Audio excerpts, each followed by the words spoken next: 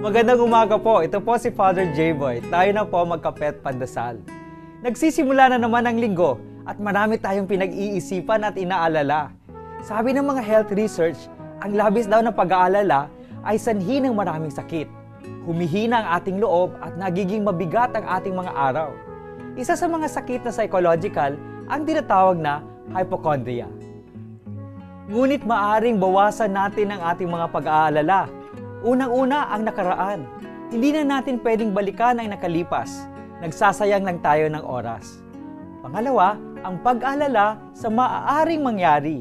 Halimbawa, sa labis na takot nating bumagsak sa exam, hindi na tayo makapag-concentrate sa pag-aaral. At dahil dito, tunay ngang bumabagsak tayo. O kaya, kapag inuunahan tayo ng takot at maraming dapat gawin, parang hindi na tayo makagalaw. Pagtuunan natin ng pansin ang gagawin natin ngayon. Ibigay ang buo nating makakaya at magtiwala sa Diyos na di niya tayo pababayaan. Magandang umaga po.